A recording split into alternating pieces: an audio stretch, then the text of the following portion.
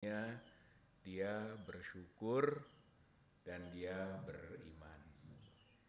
Jadi tasyakur binikmah atas segala karunia-Nya itu adalah memberi kebahagiaan, baik tambahan nikmat maupun dijauhkan azab. Saya kira ini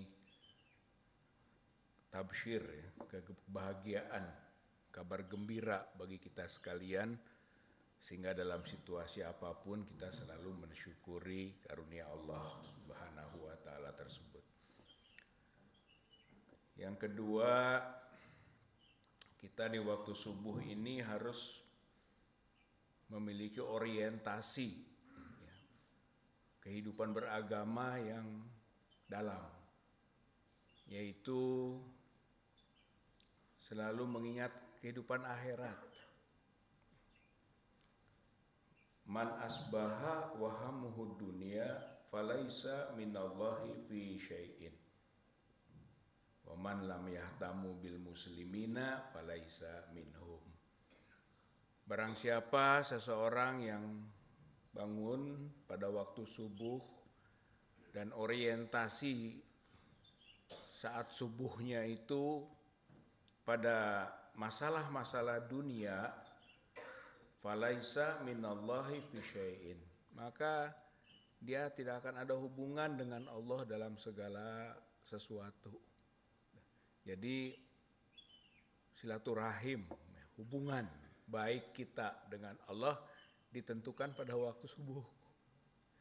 Kalau begitu bangun, kemudian pada pelaksanaan kegiatan awal hari muncul urusannya dunia, wahamuhud dunia, urusan dunia yang dia pikirkan, maka falaisa minallahi fi syai'in, maka putus hubungan dengan Allah dari waktu-waktu yang datang itu. Jadi ini penegasan Allah. Oleh karena itu begitu bangun, kontak kita langsung kepada Allah. Mengapa ada sholat tahajud, mengapa harus ada sholat subuh, mengapa harus berdoa pada waktu memulai bangun tidur, itu sebetulnya adalah dalam rangka membangun hubungan kita dengan Allah, langsung orientasinya, orientasi yang panjang, dimensinya, dimensi ukhrawi. Itu. Maka insya Allah sepanjang waktu kita akan ditemani dan akan ditolong oleh Allah Subhanahu wa taala. Begitu jaminannya. Kalimat keduanya, man lam yahtamu bil muslimina falaisa minhum. Barang siapa tidak pernah memperhatikan nasib kaum muslimin, bukan dari golongan mereka, bukan dari golongan muslim. Walaupun dia menyatakan, mengklaim dirinya muslim, tapi tidak pernah memperhatikan nasib kaum muslimin, maka dia bukan dari golongan kaum muslimin. Jadi kalimat pertama itu hubungan ilahiyah, sedangkan kalimat kedua hubungan insaniyah, hubungan sesama, terutama sesama muslim. Harus punya kepedulian, harus punya perhatian terhadap nasib kaum muslimin. Kalau tidak, kita bukan masuk golongan kaum muslimin. Saya kira hadis Nabi ini padat, singkat, tapi juga menjawab permasalahan yang ada, yaitu hubungan kita yang semakin bagus dengan Allah dan semakin baik perbuatan kita dengan sesama. Ya ayyuhalladzina amanu ruk'u wasjudu wa'budu rabbakum waf'alul khaira la'allakum tuflihun. Hei orang beriman, rukulah, sujudlah, ibadahlah kepada Allah dan berbuat baiklah. Af'alul khair, af'alul khaira la'allakum tuflihun. Mudah-mudahan engkau sukses, mudah-mudahan engkau menang, mudah-mudahan engkau berhasil. Jadi dimensinya dua, yaitu dimensi ilahiyah tadi dan insaniyah, atau kebaikan sesama, dan itu menjadi jalan dari kesuksesan. Bapak Ibu yang saya hormati, yang ketiga, adalah pertanyaan Allah yang perlu dijawab, tapi jawabannya juga jawaban Allah Subhanahu wa taala. Ini namanya gaya bahasa retoris, gaya bahasa retorika ayat Quran. Afama ya'lamu annama unzila ilaika mirobikal haqqu kaman huwa a'ma inama yatadzakaru ulul albab. Jadi apakah sama orang yang berpengetahuan dengan yang diturunkan oleh Allah Subhanahu wa taala, yaitu ayat-ayatnya agama ini, kaman huwa a'ma, dengan orang buta. Jadi perbandingannya Allah itu orang yang berpengetahuan tentang agama al-haq dengan orang buta, kaman huwa a'ma. Innama yatadzakaru ulul albab. Sedangkan orang yang akan paham dengan itu namanya orang cerdas. Ulul albab.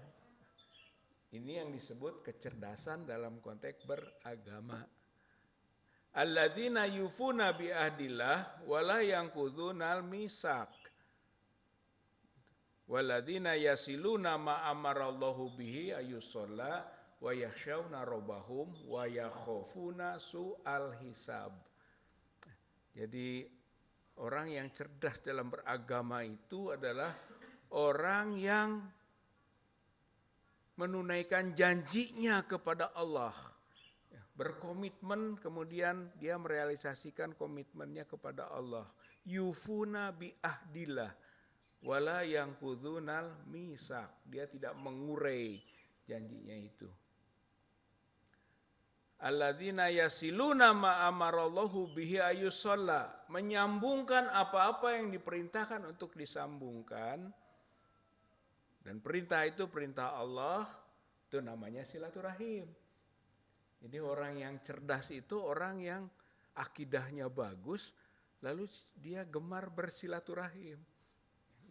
Yaitu menyambungkan apa-apa yang diperintahkan oleh Allah untuk disambungkan. Wa yakhshawna rabbahum wa yakhafuna su'al hisab. Dia itu juga takut kepada Allah dan khawatir terhadap hisab yang jelek nanti. Saya kira poin inti daripada kecerdasan beragama selalu dua dimensi tadi, begitu ya. Hubungan ilahiyah yang bagus, insaniyah yang baik, dan mudah-mudahan kita juga termasuk golongan seperti itu. Dan kerusakan dalam beragama kalau ada 4 hal. Ini mungkin kontekstualnya. 4 hal. Idza donna nas bidinar wa dirham wa tabaya'u bil ainah wa tabi'u aznabal bagor wa tarukul jihada fi sabilillah adkhalallahu ta'ala alaihim zullan la yarfa'uhu anhum hatta yuraji'u dinahum. Kalau 4 hal ini ada pada umat, maka umat itu akan direndahkan oleh Allah. La yarfa'uhu anhum, tidak akan diangkat derajat mereka itu. Hatta yuraji'u dinahum, sampai kembali ke agamanya. Hatta yuraji'u dinahum, sampai kembali ke agamanya. Nah, 4 hal ini apa? Yang ke satu, kalau sudah orientasi ini dinar dirham. Idza donanas bidinar wa dirham. Kalau sudah segala sesuatu ukurannya materi. Pahamnya materialisme, sarwa materi, pragmatisme. Dan ini menjadi kultur kekinian yang dominan, gitu. Yaitu pragmatisme, materialisme, gitu kan. Apa-apa yang bisa dinikmati saat ini. Nilai tukar rupiah, dolar, Deutschmark, dinar, dirham. Nah, bahasa hadisnya dinar dirham. Materialistik. Yang kedua, Tabaya'u bil inah itu adalah jual beli dengan cara inah. Inah itu menjual, ditangguhkan, kemudian dijual kembali dengan harga yang lebih murah. Berarti ribawi. Kalau bertransaksi secara ekonomi, transaksi ekonomi secara ribawi, nanti ada gandengannya itu, ribawi, maisiri, ghorori. Ribawi itu riba. Kemudian maisiri itu judi. Ghorori itu tipu menipu. Kalau bertransaksi ekonomi nuansanya itu yang tidak syar'i, gitu kan, tidak sesuai dengan agama, maka itu poin kedua. Umat akan jadi rendah. Dan itulah yang kita rasakan juga, kita bertransaksi ekonomi ini jauh dari nilai-nilai syariah. Yang ketiga, tabi'u aznabal bagor, yaitu kalau harfiahnya ikut buntut kerbau. Artinya apa? Artinya ini menyangkut imamah atau kepemimpinan, yaitu ikut pemimpin kerbau, pemimpin bodoh, pemimpin masa bodoh, diikuti. Tabi'u aznabal bagor. Kalau saja umat ini ikut buntut kerbau, ya begitu kan. Maka itu yang ketiga, ini soal pemimpin. Dan yang keempat, tarokul jihada fisabilillah. Kalau umat sudah melepaskan diri dari jihad fisabilillah, menganggap jihad itu sesuatu yang asing, bahkan harus diasingkan, dijauhkan dari nilai-nilai kehidupan. Tarokul jihada fisabilillah. Nah, kalau 4 hal itu ada, maka adkhalallahu ta'ala alaihim zullan. Gitu. Maka direndahkan derajat umat itu, la yarfa'uhu anhum, tidak akan diangkat derajat mereka hatta yuraji'u dinahum. Nah, Bapak Ibu yang saya hormati, saya kira konteks kekiniannya tidak jauh dari itu. Gitu ya. Coba saja soal pragmatisme, ukurannya dinar, dirham, rupiah. Agama aja diperjualbelikan. Suara jual beli. Dengan 50.000, 100.000 kita bisa memilih orang yang tidak ideal. Dibeli tuh. Dinar, dirham, rupiah. Itu pragmatisme. Itu penyakit kita sekarang ini begitu. Materialisme itu sebenarnya ada paham juga. Kapitalisme itu pasti materialisme. Komunisme juga sama.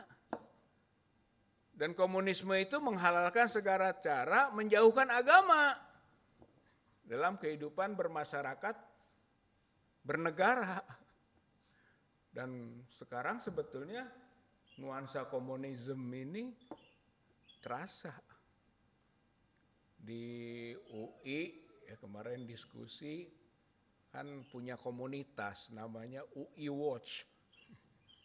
UI Watch itu kelompok yang gencar mengkampanyekan waspadai PKI gaya baru, komunisme gaya baru. Di TB ada komunitas Kapak. Kapak itu keluarga alumni penegak Pancasila anti komunis. Dewan Dakwah Jawa Barat punya gerak-gerakan anti komunis. Kok di situasi begini komunis-komunis masih diributkan? Memang nuansa kehidupan kita tadi menjadi materialistik. Pahamnya materialisme. Dan itu adalah cikal bakal komunisme. Dan luar biasanya lagi, tentu saja itu ada pelindungnya negara komunis. Negara komunis itu adalah Cina kalau sekarang. Dulu 48 Rusia yang hubungkan komunisme Indonesia. Tapi sekarang ini Cina, makanya perlu pasca pemilu tadi kalau Kiai sampaikan, yaitu meningkatkan kewaspadaan kita terhadap dominasi Cina yang akan memproteksi komunisme dalam konteks pemahaman Indonesia yang materialism, yang serba materi ini. Gitu. Ya kita tahu sekarang di mana-mana cengkeramannya. Di Kalimantan IKN itu sudah diserahkan ke Cina. Waktu Presiden Jokowi datang ke Chengdu bulan Juli 2023, itu di samping mengundang para investor, silahkan datang investor, tanamkan di ibu kota baru ini. Juga silahkan Cina membuat rencana dasar pengembangan IKN. Bayangkan konsepnya saja yang sudah dibuat sekarang sudah ada, boleh direvisi oleh Cina. Itu diserahkan, silahkan. Lahan yang begitu luas, siapa yang mampu nanti membelinya? Kalau bukan juga pengusaha-pengusaha besar yang terafiliasi pada negara Cina. Jadi gambaran seperti itu. Pulang dari Chengdu, Rempang kasusnya. Rempang, pengusiran penduduk Melayu, Muslim di 17.000 hektar untuk pabrik. Untuk pabrik kaca 17.000 hektar. Yang harus kosong lagi. Dan itu diterima komitmen itu. Diusahakan dipindahkan penduduknya ke Pulau Galang. Demi kepentingan Republik Rakyat Cina. Yang dibangun kebersamaan. Yang disebut dengan Two Countries, Twin Park. Dua negara, satu taman. Itu kebersamaannya RI dengan RRC. Waduh, bahaya sekali kalau menurut kita, ini warning dari paham materialism, komunisme, yang juga ada negara yang memiliki dominasi di situ. Kalimantan, IKN Timur, Barat, ada Singkawang, Kota Amoy, kemudian Pontianak juga, komplek-komplek besar itu dominasinya etnis Cina. Itu dominasi kompleknya. Kemudian Kalimantan Utara ada petrokimia dari RRC investasi. Luhut bilang akan dibangun lagi di sana yang namanya pabrik garpu dan sendok. Garpu sendok, pabrik itu dibangun di Kalimantan Utara. Kalimantan Tengah, lahan 1.000 hektar pertanian untuk Cina. Kalimantan Timur, Kalimantan Barat, Kalimantan Utara, Kalimantan Tengah, tinggal Kalimantan Selatan yang masih dominasi Muslim berada di area itu. Drive to the south, terus terdesak ke selatan. Itu Kalimantan. Sulawesi kita, Konawe, Morowali, dan yang lain-lain. Sumatera, Jawa, kata kepala Kadin Cina di Indonesia, Beng Chai namanya, 1.000 pabrik milik Cina tersebar. Itu tahun 2018. Sekarang 2024. 50% diantaranya ada di Pulau Jawa. Berarti Jawa, Sumatera, Sulawesi, Kalimantan. Belum ada program obornya Luhut. One Belt, One Road. Jalur maritim. Luhut kemarin nyampaikan lagi. Silahkan kelola laut di Indonesia ini oleh Cina. Jadi ini fenomena. Fenomena rezim investasi. Segala sesuatu diukur dengan investasi. Ya, artinya pragmatisme. Komunisme pasti belakangnya. Karena apa?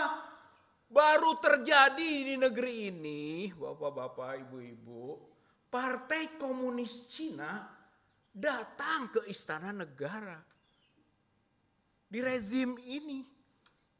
Gak pernah ada itu dulu. Yang ada G2G. Government to government, wajar. Gitu kan. Tapi kalau Partai Komunis Cina datang ke istana dan menginjakan kakinya di Istana Negara, itu problema. Saya kira persoalan kita, persoalan yang sistematik, terstruktur, masif. Gitu ya. Dalam konteks itu, oleh karenanya, maka tidak ada jalan lain, umat harus bersatu, umat harus kuat, umat harus kokoh gitu, menghadapinya. Dan Pilpres kemarin itu bagian tak terpisahkan dari program yang sistematik, terstruktur, dan masif itu. Ketika MK masih bersidang,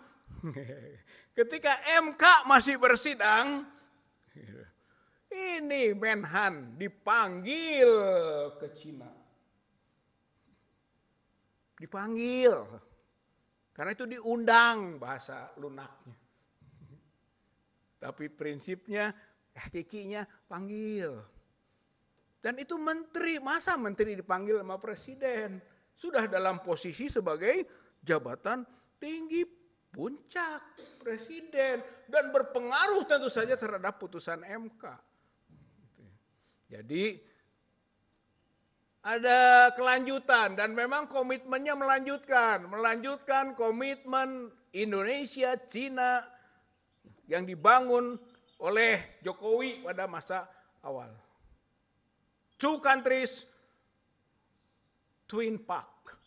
Dua negara, satu taman. Dan itu dilanjutkan.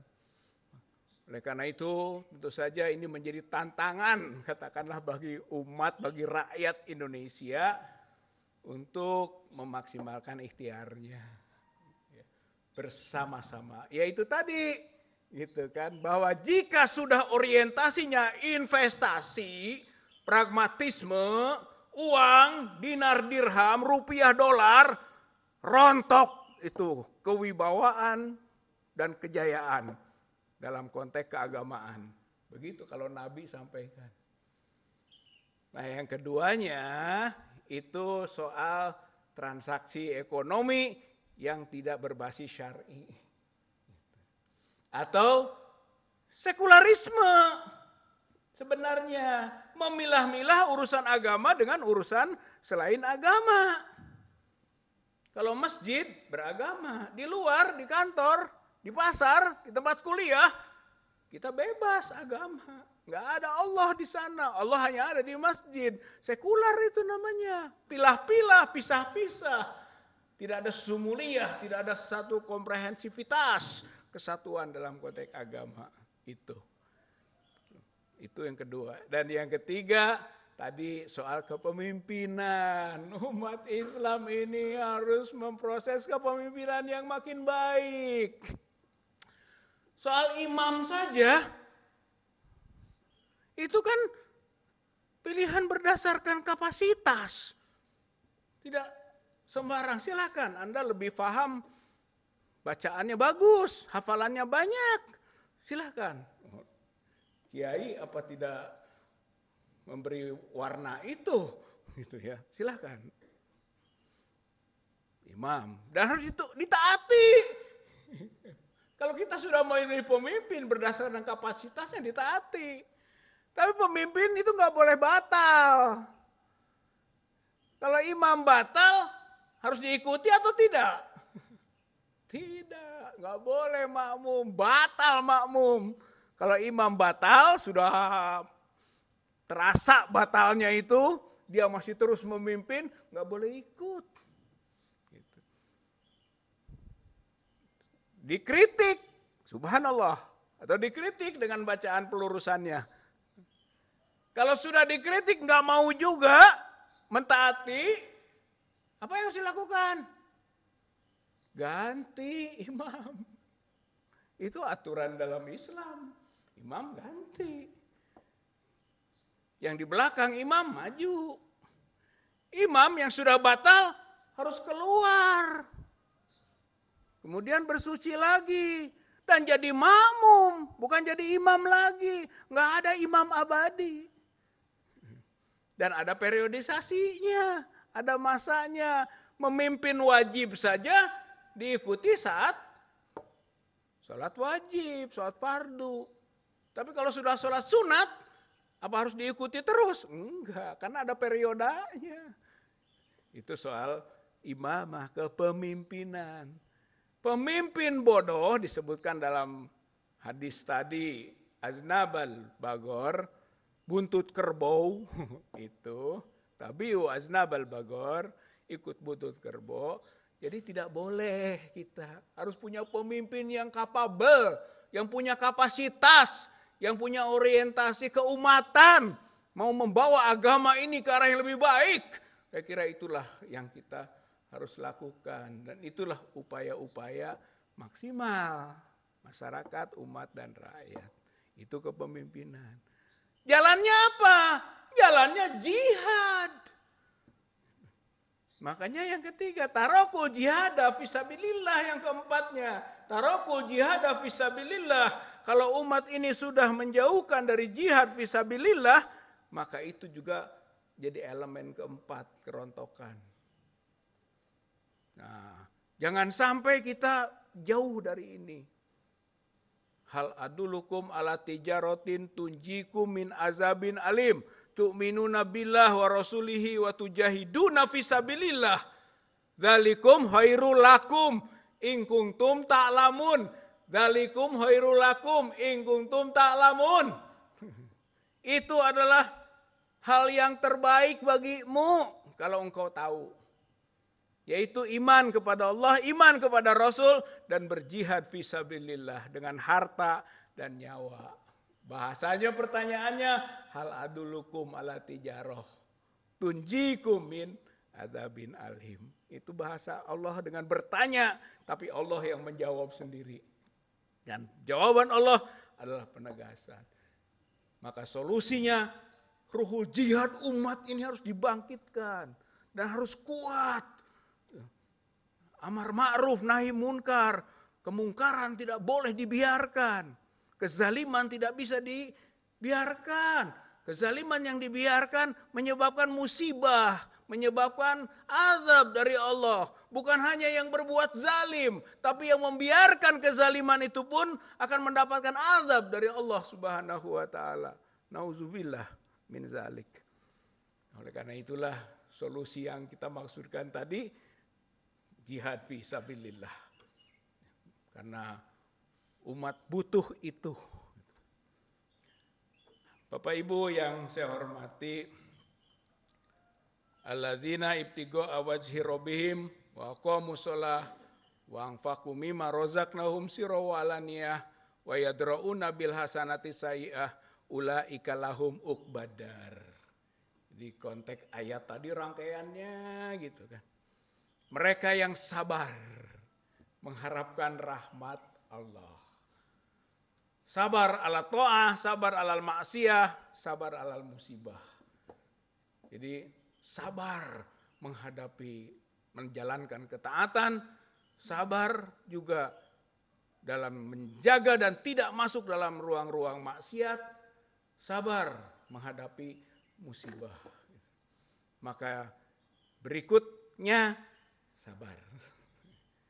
Tapi sabar bukan berarti menyerah, menerima. Sabar itu adalah melakukan perjuangan keras. Gitu ya. Seperti tadi, gitu. Melakukan perjuangan keras adalah manifestasi dari kesabaran. Jadi awal syukur, ujung sabar. Sebetulnya dinamikanya kurang lebih seperti itu. Bahwa awal kita tasyakur bin nikmah dan ujungnya harus sabar. Sabar berarti juga gigih. Nanti akan ada kemenangan, kebahagiaan. Ambil contoh adalah kesabaran Siti Hajar. Ini masuk bulan haji, Asyhurul Ma'lumat, Syawal, Zulqa'dah, Zulhijjah. Sekarang saudara-saudara kita banyak kan nih siap-siap berangkat haji. Salah satu segmennya adalah sa'i. Sa'i itu adalah gambaran kegigihan, kesabaran.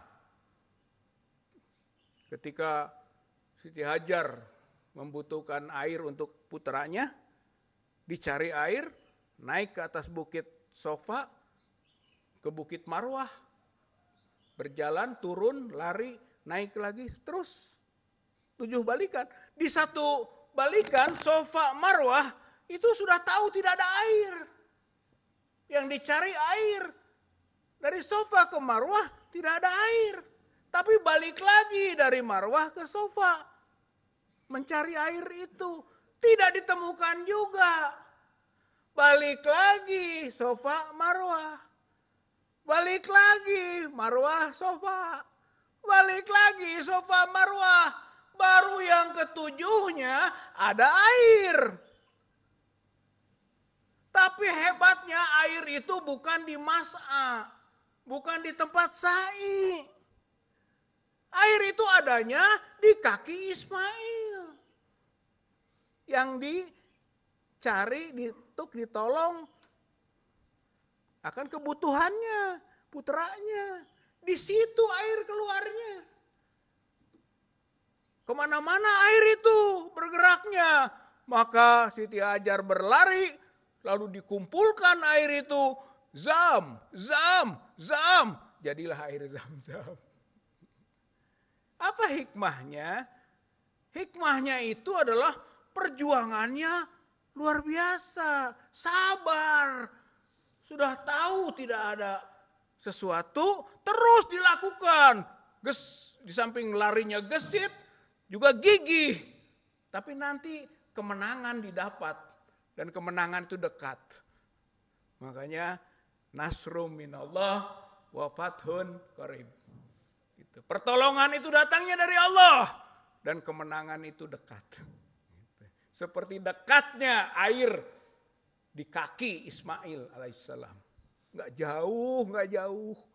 Kalau sudah waktunya. Gitu. Oleh karena itu juga dalam konteks kehidupan bermasyarakat, berbangsa, bernegara ini harus gigih kita berjuang terus. Amar ma'ruf nahi munkar. Gitu kan. Kritisi hal-hal yang buruk. Jangan sampai pemimpin membawa kita ke arah yang jelek, rusak negeri ini. Tidak merdeka, tidak bebas lagi atas hegemoni dan penjajahan yang dibuka ruangnya. Gitu ya. Lawan, gitu kan. Gigih, Sofa Marwah, Sofa Marwah, Sofa Marwah. Nanti akan ada air yang keluar. Jadi kemenangan dekat, insya Allah. Asal kita punya kegigihan. Bapak Ibu yang saya hormati, saya kira Allah Subhanahu wa taala tidak akan menyia-nyiakan amal kita. Wa ma taf'alu min khairin ya'lamhullah. Barang siapa berbuat baik, Allah tahu dan Allah Maha melihat. Oleh karenanya, ya ayo kita sama-samalah berbuat baik terus. Sama-sama beramal soleh. Ya mudah-mudahan kita akan berkumpul nanti di jannah. Di surga Jannatun Naim. Karena kita menjalankan syariah. Syariah itu artinya jalan ke mata air. Kalau ingin mendapatkan kesejukan, kebahagiaan, kemenangan, ikuti syariah. Jalan yang menuju ke mata air. Buang syariah, jauhkan syariat. Maka bukan mata air yang kita dapat, air mata.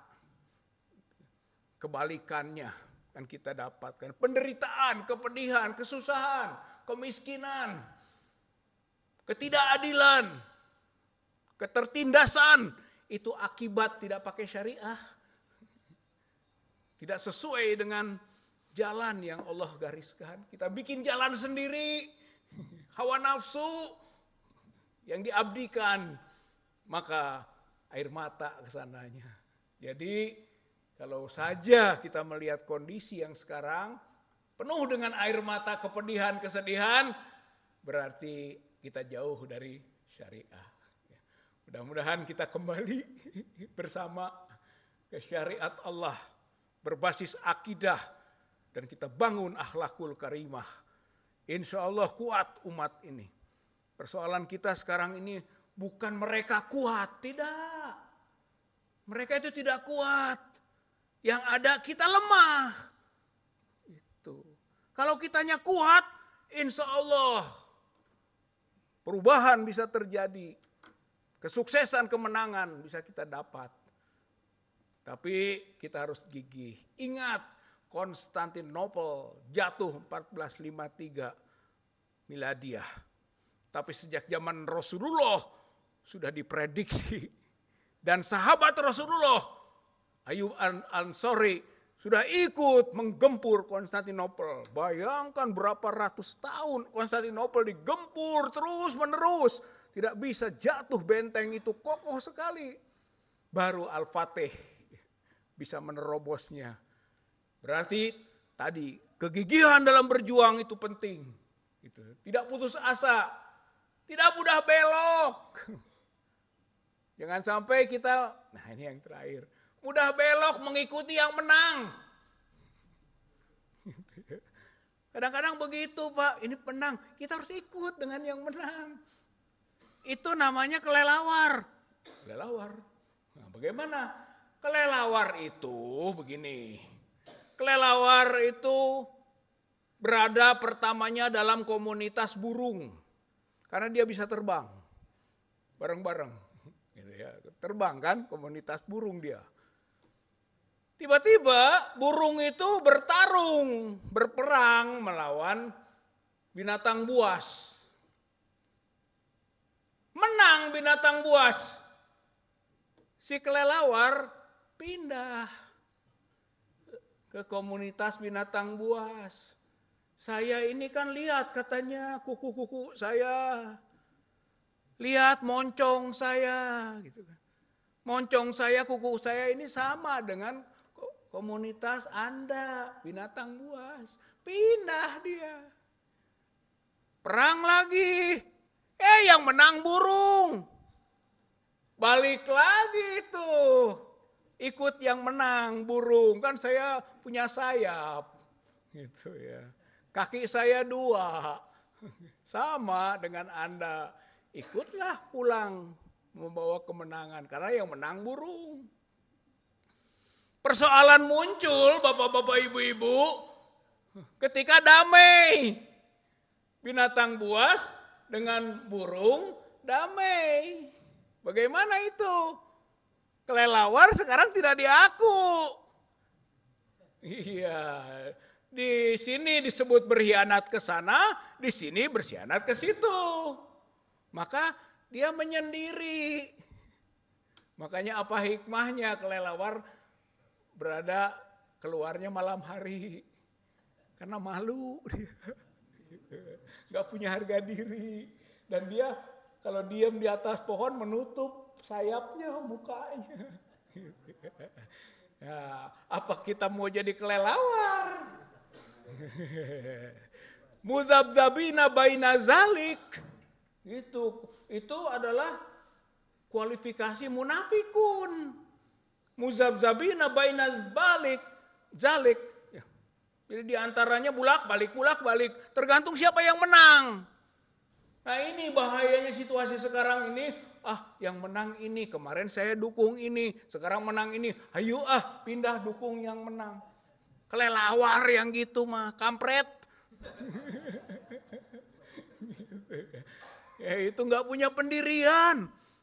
Kita harus istiqomah. Siapa tahu kondisi yang ada itu ujian. Kalau kita istiqomah, besok menang.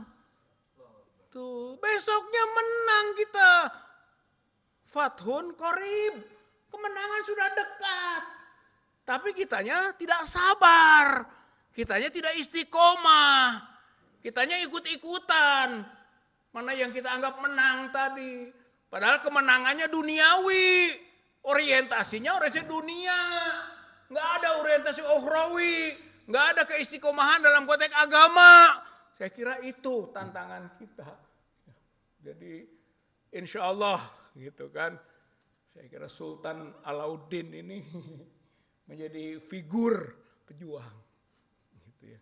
Bukan figur pecundang. Dewan dakwah dibangun untuk membangun keistiqomahan di tengah situasi yang terus dinamik. Oleh karena itulah saatnya kita bersama juga sekarang untuk memperkokoh akidah kita dan cerdas dalam beragama untuk merebut kemenangan dekat. Gitu ya. Gak ada yang sia-sia. Seperti tadi, wa ma taf'alu min khairin ya'lamullah. Kebaikan-kebaikan yang kita kerjakan Allah Maha melihat. Dan Allah akan memberikan balasan. Dan kemenangan hakiki di jannah nanti.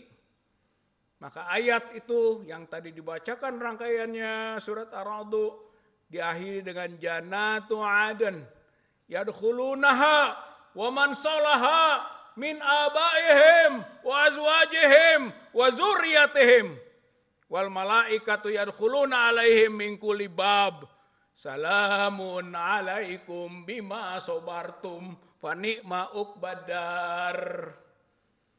Di surga nanti kumpul kita dengan bapak-bapak kita, dengan pasangan kita, dengan anak cucu kita. Malaikat datang mengucapkan salamun alaikum. Kenapa? Bima sobartum. Fanikma ukbadar. Betapa nikmat yang berada di tempat itu. Jadi sabar. Inilah pentingnya menghadapi situasi kini. Sabar, berjuang terus. Jangan putus asa. Jangan pindah-pindah. Oleh gangguan-gangguan temporer dan pragmatisme. Insya Allah berhasil. Ini saja ya Bapak Ibu yang bisa saya sampaikan. Tausiah silaturahim. Bahagia sekali kami Ustaz Amin, Ustaz Ismet bertemu dengan Kiai Said dan juga Bapak Ibu para pejuang-pejuang dakwah di Makassar ini. Insya Allah kita akan selalu bersama-sama gitu kan, menegakkan kebenaran, amar ma'ruf nahi mungkar, karena itu adalah ciri kemuliaan hamba Allah.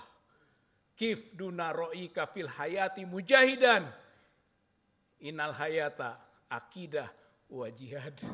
Jaga kedudukan dan status kita sebagai mujahid, karena hidup ini hanya dua, akidah dan jihad. Begitu, mudah-mudahan kita termasuk di dalamnya. Nasrul minallah wa fathun qarib wa basiril mu'minin. Wassalamualaikum warahmatullahi wabarakatuh.